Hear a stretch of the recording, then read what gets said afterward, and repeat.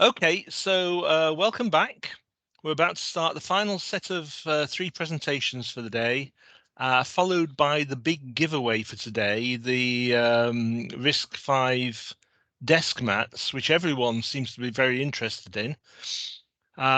So our first speaker in this final session is HIMA Mullerman-Gallum. HIMA is a passionate engineer who has experience in developing embedded systems. He's currently pursuing his master's course in Germany. Oh, and he's a development kit enthusiast. So I'm sure he can add a few words on our development kit story. HIMA's presentation is titled Running LVGL Applications on RT-Smart with RISC-V. So take it away, HIMA. We can't hear you, HIMA. Am I audible now? Yeah. There you are. Yep. Okay. Thank you. Okay. So, yeah. So my topic is running LVGL applications on RT-Smart with RISC-V. So before starting, I would just give an intro about me. I'm an embedded engineer with 9 years of experience, but currently I'm pursuing MS Electrical Engineering in Germany.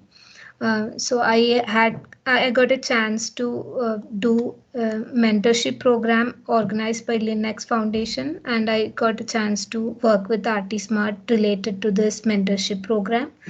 This is my LinkedIn link, and this is my email. Yeah, so before starting the actual topic, I would like to mention about the Linux Foundation Mentorship Program. So this is more like an internship program to promote the open source code culture. So if you go and check the Linux Foundation website, you can see many mentorship program based on the skill set you can apply for different programs. Some of them are paid mentorship program. So it's approximately 3 months duration and you will get certificate. So this opportunity is very much beneficial for students out there because they will get a good exposure working with prominent engineers or leaders. So I encourage every student to go check on this opportunity. So last year I was also part of the Linux Foundation mentorship program hosted by RISC-V and RT-thread. That's how I got a chance to work with RT-thread. That's the first time I was using RT-thread. So in this presentation, moreover, I'm explaining my experience working with RT-thread. So this might be a slide which is being repeated again and again throughout this conference. So I'm not different. I will also just glimpse through the RT-thread. You all know RT-thread is a real-time kernel. It's based on C. It's very easy to use and it has support of many middleware libraries and it supports many architecture platforms like ARM, RISC-V, MIPS, many others also, and it supports different tool sets and different compilers. Also, the RT-thread OS ports are available in several third-party IDEs also. So you don't need to. You can even use the third-party IDE and use the RT-thread on that. So that's like a good thing about RT-thread, and yeah, that's all. So as part of the mentorship, my first task was to run RT-Smart on QEMU. So we all know that QEMU is an emulator. If you don't have the actual hardware, you can run it on an emulator called QEMU. So the steps, I don't know if it's too technical, but I'll try to explain. So the RT-thread repository is available in GitHub. You just clone it, and if you see that you can see multiple folders. There's a user app folder. So in this folder, all the user application, the high level user applications are placed in this folder. And then now you have a kernel folder. It has all the files related to the kernel. Also inside this kernel folder there is something called BSP. BSP is the board support package. So if you want to run RISC-V on QEMU, you need the QEMU BSP for RISC-V, and you go into that particular directory and then uh, okay, that's for the BSPs. So the first steps for running QEMU is like you just create your user application image and then convert it to an SD card or binary image format. You already have like the script files for this, so you not need not worry about creating anything from scratch, and then place that binary image inside the QEMU BSP folder and then run this particular script file, and then your emulator is up.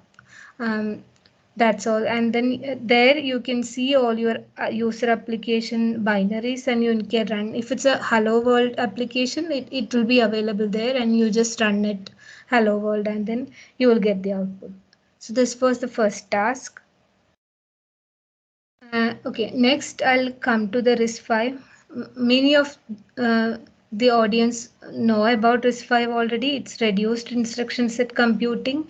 It's developed by University of California, Berkeley, and it's an open source instruction set architecture. Due to this feature, many companies came together and supported the development of RISC-V, supported the development of software tools and other ecosystem needed for RISC-V. So everyone is now adopting this RISC-V architecture and creating chips based on RISC-V. So these are basic difference between RISC-V and other legacy instruction set architecture. The main thing is it's open source and it's growing rapidly. So this was the board which I was using. The board is called Mango Pi and it has a RISC-V core from Allwinner, and it also has another Cortex A7 core. And it like any other board, it also has different other peripheral connections like UART, USB, micro SD card, graphics, LCD, etc. So for booting it, you need to insert an SD card here in this slot and also power it via USB connections, or yeah, power it. So now running the basic RT-thread on Mango Pi board, you need to build the BSP. So when we say BSP, previously we were building the BSP for QEMU. Here you need to build the BSP for this particular Allwinner D1S board, and then you create a BSP image and then you store the BSP image and the boot image onto an SD card. So the boot image is like a standard image. You don't need to change it at all. It's a ready-made image. I mean, you don't have to change it most of the time. So you will save all these things in the SD card and then insert the SD card onto the board. Now, for getting the kernel logs and kernel prompts, it's displayed via UART terminal. So you need to connect to the UART using, you can use some UART to USB converter or something like that and connect it to your PC and then set baud rate to this particular value, and then you can see the kernel logs. This is an example screenshot for the kernel logs. So this was the basic image without any extra modification. Now LVGL. So LVGL stands for Light and Versatile Graphics Library. So it's a graphics library which already have so many features. So if you are planning to develop a UI centric application, you don't need to start from scratch. You can readily use LVGL library and add it to your RT-thread project and use it. And it's also open source. So the main advantage is like you don't have to start from scratch. There are several features available already in the LVGL. You can make use of them and then create your own application. So I was just trying out the LVGL on Mango Pi. I was just running the LVGL demo which was already available. I did not create any new application yet. So the steps are like you in the user app folder you will add all the LVGL files and then fill the user app folder, and then and you save this created binaries to the SD card, and it will be part of the root FS. So you just take out the earlier prepared SD card and then copy the newly created ELF files. That's all, and then you insert it back. Now all the newly created binaries will be part of the uh, rootfs image. Now you just run your LVGL demo application, and then you can see the demo application can be anything. The one I tried was like displaying a music player window and scrolling through it. So I don't have a demo right now, but that's what I have done. So now you can create your own application also. For example, you need to design a game or something which is full of displays. You need to display videos, or you have extra touch control, etc. Then you can use this LVGL library and then use those LVGL APIs to create your own application, your own game application, or anything you can do. So if you check the LVGL website, you can see so many example projects and different documentation which will help you to do that. So I encourage everyone to look into this LVGL library. That's all from my side. It's a short presentation. Thank you.